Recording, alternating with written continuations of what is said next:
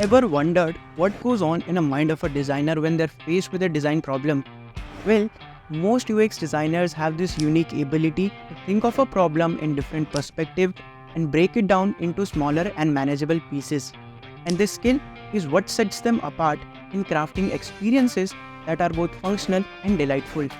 So in today's video, I will be digging deep into the mindset of a UX designer, and we will explore what makes most successful designers to think differently and how they approach challenges with creativity and logic. And at the very end, I will give you the exact steps that you can take to develop these essential thinking skills. So, whether you are a budding designer or someone looking to upskill yourself, hi, my name is Chetan Mishra and I'm here to simplify tech and design for you. So if you're into these, please consider subscribing. And without any further ado, let's get started. Now, I will be dividing this video further into 3 chapters. In chapter number 1, we will see how UX designers think. In chapter number 2, we will see what process do they follow, also known as design thinking process. And in chapter number 3, we will see what steps that you can take to develop these essential thinking skills. But before that, I want to tell you something that even though I have kept things very simple and action oriented, but I want you to watch this video till the end without skipping any single part to better understand the mindset of a UX designer. Chapter number 1. Now suppose Sarah, who is a UX designer with 5 years of experience working in a startup, and now she is faced with a design problem that most of the users are dropping off from their sign up page. Now, as an experienced UX designer, let's see what approach did she follow. But before that, I want you to pause this video and go through this entire user journey of the sign up flow and point out the problems that could be causing the drop-offs. Now, as an experienced UX designer, first she will go through the user analytics and look for the point where the major drop-offs are happening. Now, she will try to think from the user's perspective and list down the number of problems that could be causing the drop-offs. Once she identified all the problems, now is the time that she will look out for the solutions that she can provide related to this problem or to counter this problem. Once she have all the solutions that to implement those and create a prototype, and after that she had to test it with herself and with their users. Now, this is an approach experienced UX designer will follow. Chapter number 2. The process she followed in chapter number 1 is known as the design thinking process. Once she knew the point where the major drop-offs are happening, now after this what she did is she started looking out for the problems that could be causing those drop-offs at that particular time, for which she had to look the user journey from the user's perspective, which are going through that complete user journey. She has gone through the entire process in which she put herself in the user's shoes to understand users better, which brings us to the step number 1 of a design thinking process, which is to empathize with the users. Moving on, in step number 2, she had this main problem statement, which is that major drop-offs are happening on the sign-up page. What she did is she break down that particular problem into smaller and manageable pieces, which are like the entire user journey is extremely long for the users. There is no clear call to action. The entire user journey is complicated. There are no social logins. So these are the problems that could be possible problems for the drop-offs. She defined the problem, which brings us to the point number 2 of a design thinking process is defining a problem. Moving on, in point number 3, once she had all these problems listed down here, what she did, she started ideating for the solutions. She had one problem which she bifurcated into 5 different problems. Now she had to find solution of these 5 different problems. So where at this point, which brings us to the point number 3 of a design thinking process, which is basically ideation, where you have to look out for the possible solutions for the problems you have just listed down, right? Moving on, she had a list of all the solutions that she can implement. After she had all the solutions, she started implementing one by one, like these are the particular solution I will be implementing, which brings us to the point number 4 of a design thinking process, which is to prototype, where she had to decide which solution she will be taking further to create a prototype based on the criteria such as tech constraints, money constraints, deadlines, and all of the other criteria. So this is the 4th point of our design thinking process. We have to create the prototype.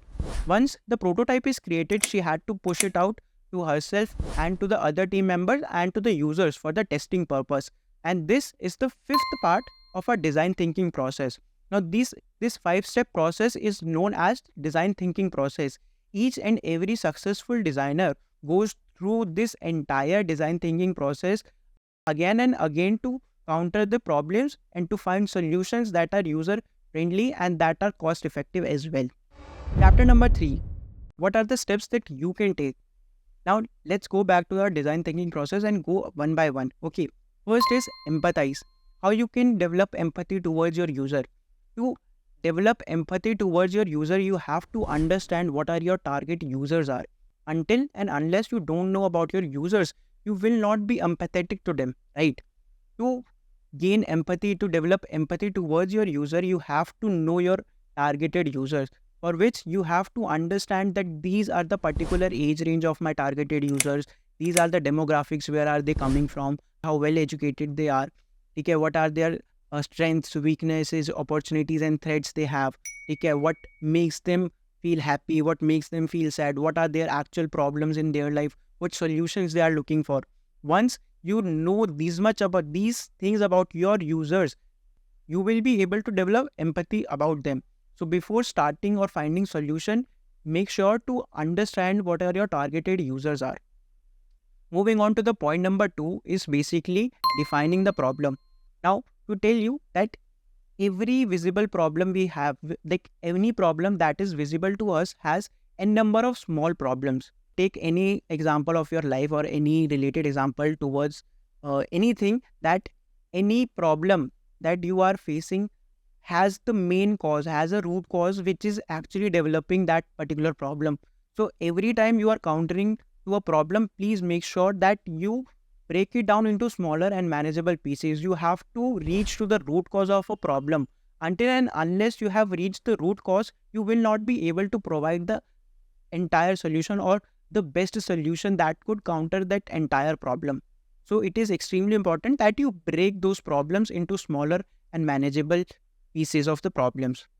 Moving on to the point number 3 of our design thinking process, which is to ideation. How to get better ideas, how you can generate better ideas. For that, you have to understand how our ideas are generated, how we develop new ideas. Okay, our ideas are generated based on the observation and our experiences. You can only generate ideas, or you can only think about those solutions that you have either encountered with or you have experienced it, right? You cannot think of anything that you haven't ever seen yet, or haven't even listened about yet, or haven't experienced it. So in order to develop more ideas, you have to start asking yourselves the right set of questions. For example, like most of you have been using your products or applications unconsciously.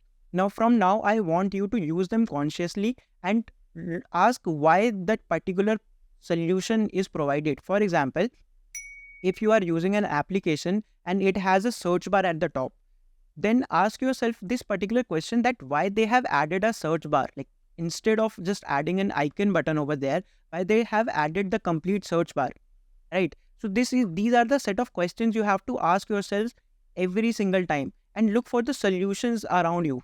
Like, what our brain is trained in such a way that we are always looking out to the problems and not the solutions. So consciously you have to start looking out for the solutions they have provided you. Once you have started encounter and observing and seeing the things that or the solutions around you, then you will start developing ideas, and you will start developing solutions related to those problems that can be upcoming in your career. Moving on to the point number 4, which is basically to prototype. Now, prototype, in order to generate best kind of prototypes, it is extremely important for you that you should be picky, be subjective to the solutions you are providing. For example, if you have a problem which is you have to add social logins, okay, in your sign up flow. Now, in this case, you have like you can add like Facebook login, you can add a Google login, you can add Apple login, or you can add multiple logins, right? Now, you have to understand what are the major what are your major users are using. Either they are either they are Android user or the iOS user. Majority of your users are the Android. then you should be adding the social login as a Google rather than Apple or iOS or something else, right? So these are the solutions that when you have multiple solution, you have to pick either one or two solutions from that in order to counter that problem. This is how you identify the right set of prototype.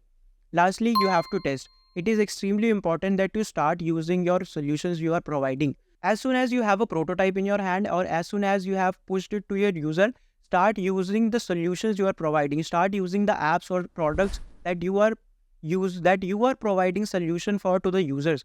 The more you will use your products, the better you will understand the problems that users might have been facing. So that's it for today. I hope you find this video useful and informative. If it was worth your time, please make sure to leave a heart in a comment, and in case you have any doubts and queries, please make sure to drop it down in the comments, or you can reach me out on my media handles listed in the description. That's it for today. I'm your host Chetan Mishra. I'll see you in the next one. Bye.